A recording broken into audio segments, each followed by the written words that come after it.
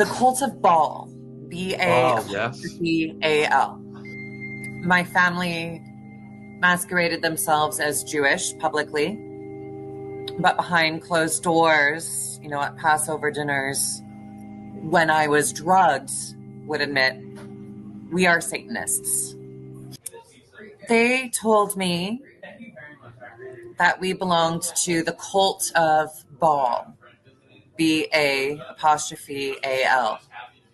They told me this with consistency while I was being abused. Now, what you can look up about the cult of Baal, information that is publicly available, is that it is thousands of years old.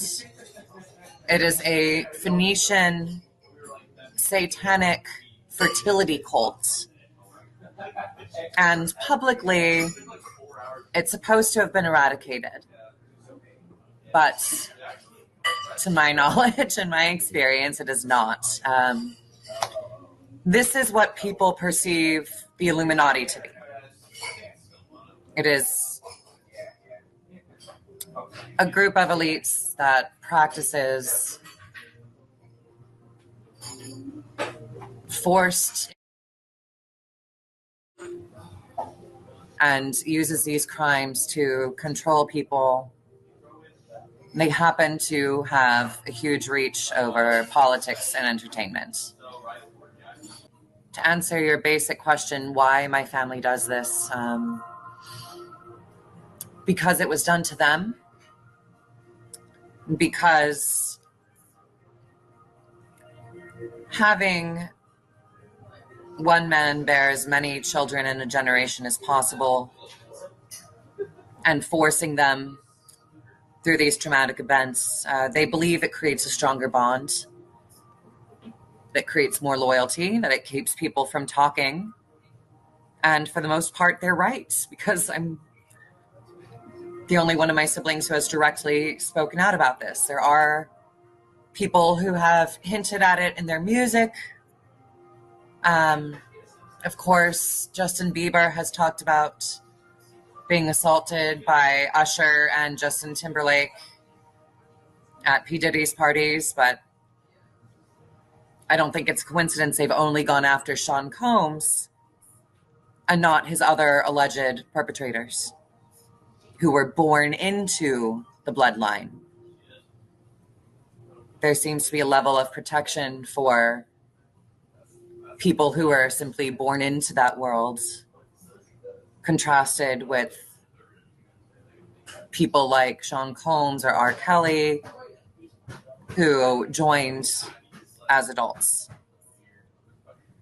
But I was not in the boardrooms. I was a child on drugs. So I can't tell you exactly who organizes this, exactly how it happens. It's just speculation and memory. And you're a very powerful speaker, and you're very well researched. And we've had a lot of survivors come on, and we salute you, for the level of detail and knowledge that you have. I think it was David Icke who woke me up to the ancient cults and the bloodlines that continue to these generations.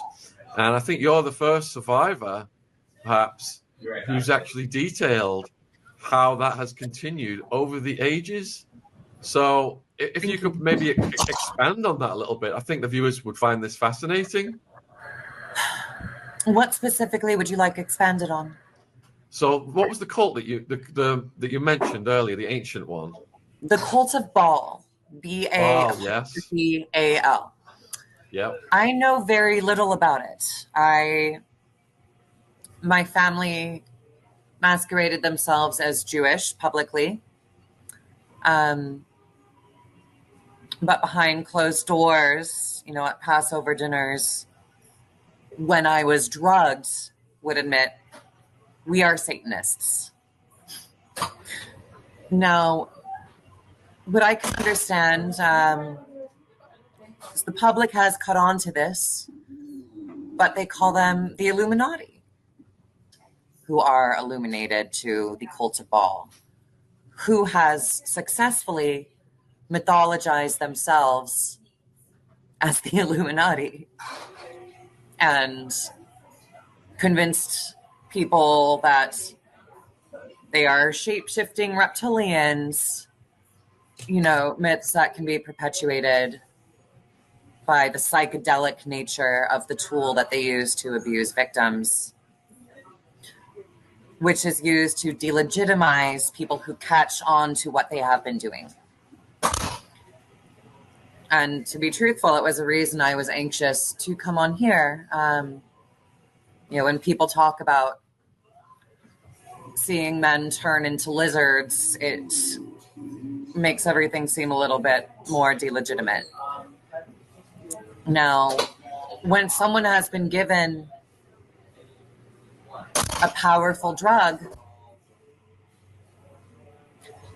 their minds can experience something like that. They can witness something like that. And it's something that kept me very confused as a child. I'm in the material world, in this plane. I'm being assaulted by my father, my uncles, my cousins. But my mind is somewhere else. My mind is going on this fantasy ride. And when I awake, I'm very confused. I also believe there are people who have talked about these outlandish, metaphysical, impossible experiences intentionally to derail conversations about the cults and their power in media and politics. How prevalent are these Satanists in high society, and are they disguised? Yes. They control so much more than I think even I can understand. I told you my father boasted that his grandfather was Walt Disney. Now, I remember when Viacom bought Fox, but Fox held a hard line on not selling the news station. Steve raged and cried for a month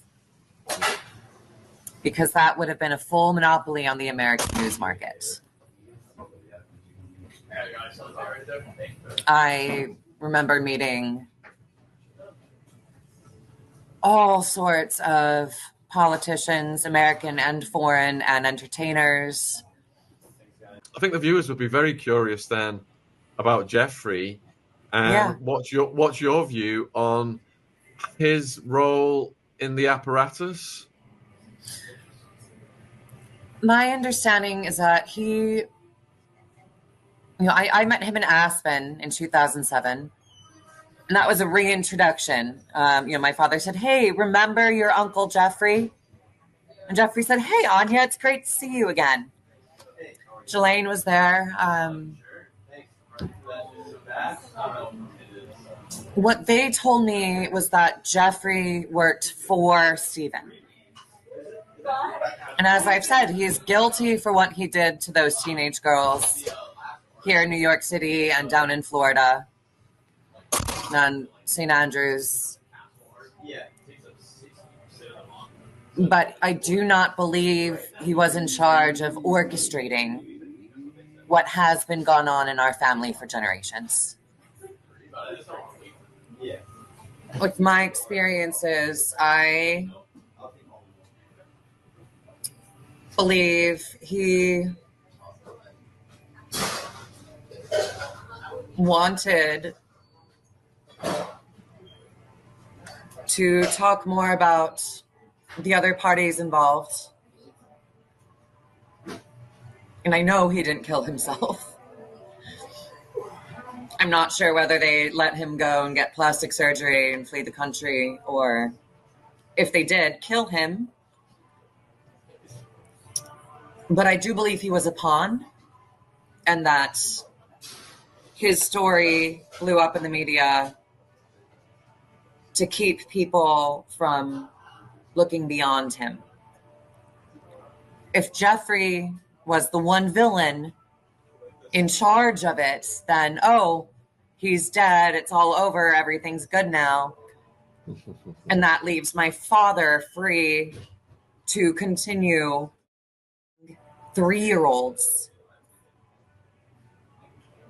and running Viacom from behind a veil while his paralegal runs his divorce practice,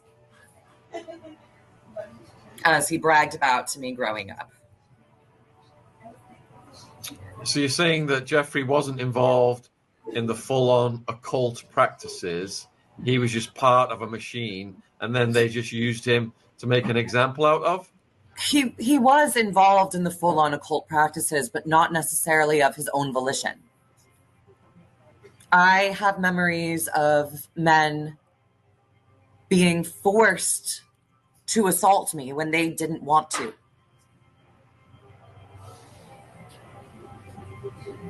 I remember one man, this brilliant comedic actor, actually his better dramatic work.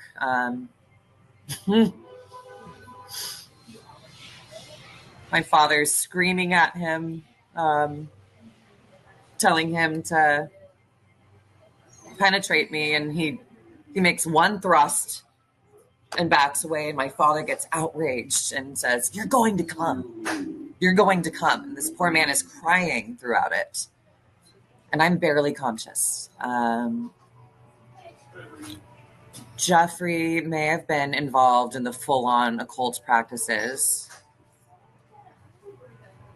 but he's not one of the hardcore of this sickness where they are actually attracted to small children. Yeah, Lady C mentioned that as well, about a hebephile or something versus.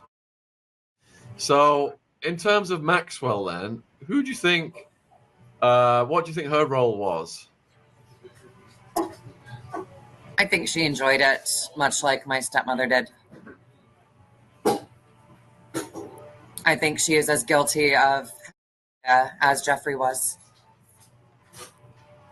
But I didn't know her very well. I don't even remember a conversation with her. I remember seeing her.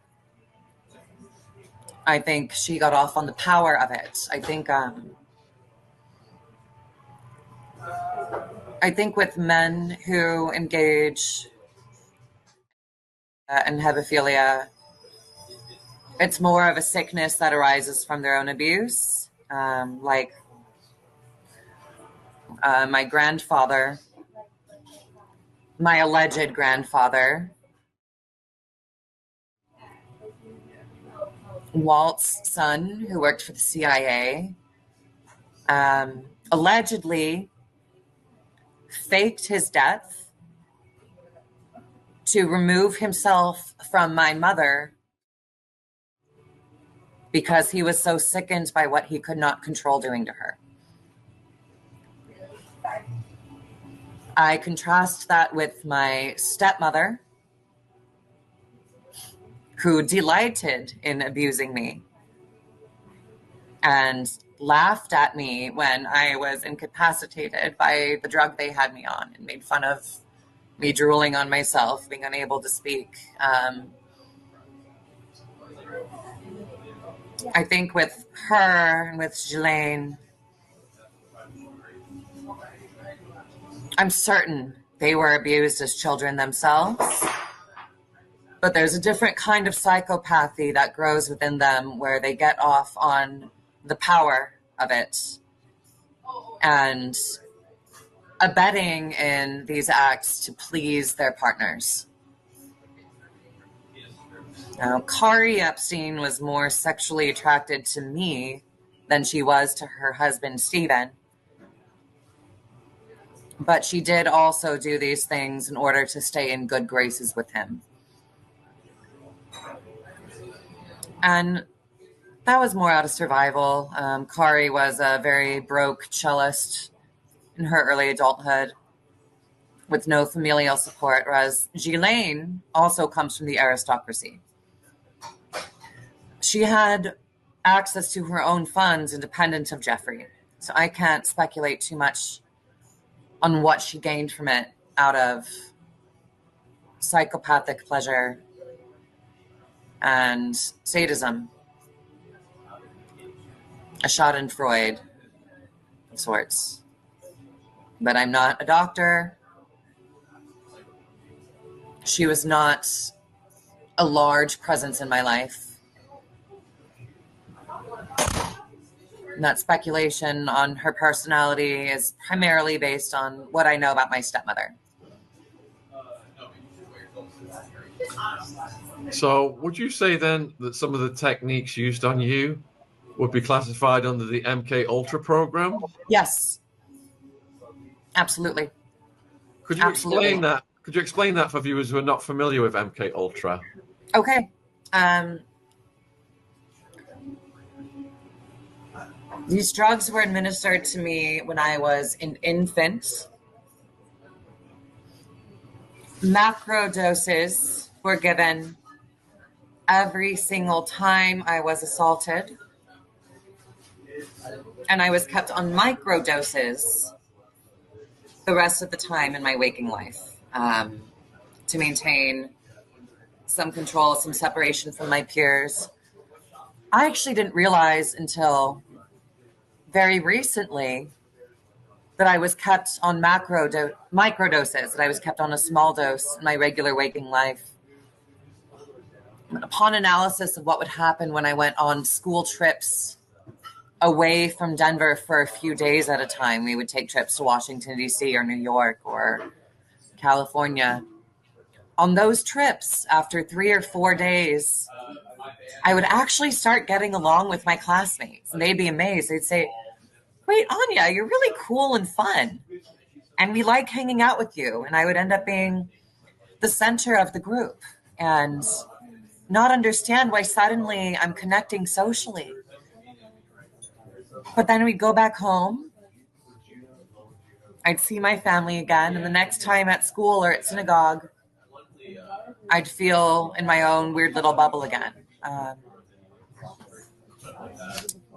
So I was put on these large doses designed to knock me out when I was assaulted. Small doses to keep me complacent the rest of the time. What this did essentially was sever my memory. Everything that happened to me, everything that was boasted about to me, that occurred on those large doses was locked away in what I thought was a nightmare fantasy world. I was primarily unconscious for the physical assaults. And if I was awake, I was so high, I thought it was my own nightmares. This ensured I wasn't going to go telling anybody about it. This ensured I thought I was sick.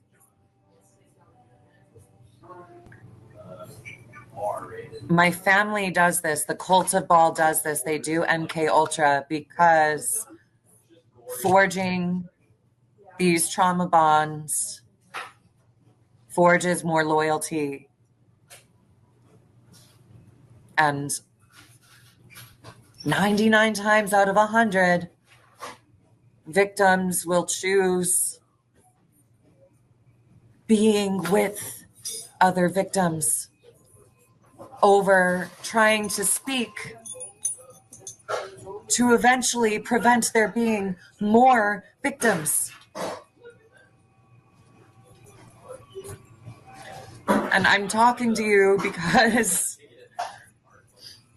the children who are going through it right now, one day, are going to wonder why nobody cared enough to try to stop it, to try to say something. Now they'll either find me or they will choose to keep their mouths shut because they will understand why, for the most part, victims of MK Ultra choose loyalty over truth.